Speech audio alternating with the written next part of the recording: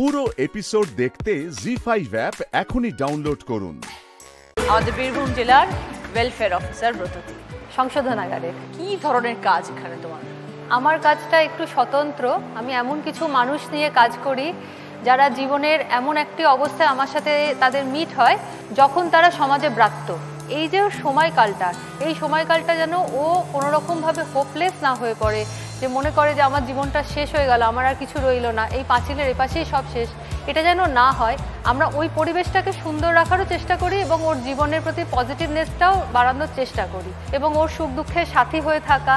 ওর শুধুমাত্র ভিতরে যে সমস্যা হচ্ছে সেটা মেটানো নয়, ওর সেই সময় যদি পরিবারও অনেক ক্রাইসিস ওদের তখন হয়, যে মানুষটি ভিতরে থাকে তার বাড়িতেও প্রচুর ক্রাইসিস তৈরি হয়, সেটার প্রথম বন্ধু হিসেবে সে পায় আমাকে, কারণ আমি থাকি একেবারেই ভিতরে। কি ধরনের আর কি কাজ আছে?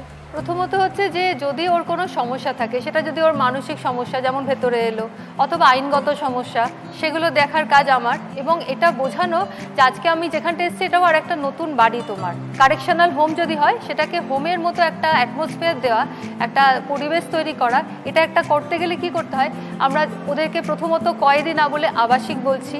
সেই আবাসিকরা সকাল থেকে ঘুম থেকে উঠে রাত পর্যন্ত বিভিন্ন কাজের মধ্যে যেন থাকে। যারা সশ্রম কারাদণ্ড তাদের তো বিভিন্ন শ্রম দান করা হয়, যেমন কেউ বাগানের পরিচর্যার কাজ করতে পারে, রান্না বান্নার কাজ, এইভাবে সারাদিনটা তার কেটে যাচ্ছে। এর মাঝে মাঝে যদি সে মনে করে যে আমি একটু পড়াশোনা করব, আমি একটু গান করব, সঙ্গীত চর্চা করব, তো ইভেন আমি বলতে পারি বহরমপুরে আমাদের গাড়ি ড্রাইভিংও শেখানো হয়, সব কিছুই করানো হয়। এই কাজ কতদিন হয়ে গেল করছো? 20 বছর ধরে করছি। কোনো অভিজ্ঞতা মনে পড়ে যেটা তোমার মনে হচ্ছে মানুষটাকে অনেক পরিবর্তন করতে পেরেছো? আমার প্রথম পোস্টিং হয়েছিল পুরুলিয়াতে, তখন সময় 2004, রাজ্যের একমাত্র মহিলা সংশোধনাগার ছিল পুরুলিয়াতে সেই সময়। তো আমি ওখানে প্রথম পোস্টিং আমার ছিল। আমি দুটি মেয়েকে পেয়েছি, একটির বয়স মোটামুটি ওই 20-22, আরেকজনের 32-34 বছর বয়স। ওই 22 বছরের মেয়েটি প্রচণ্ড হতাশায় ভুগছিল। ওর ধারণা হয়েছিল জীবনটা এখানে শেষ হয়ে গেল। এইখান থেকে ওকে উত্তরণ করা হলো, ওকে পড়াশোনার দিকে মানে আবার ফেরত আনানো হলো। তো লেখাপড়া করতে গিয়ে ওরা হঠাৎ ওই দুজন আমাকে বলে বসলো, দিদি আমরা মাধ্যমিক পরীক্ষা দেবো।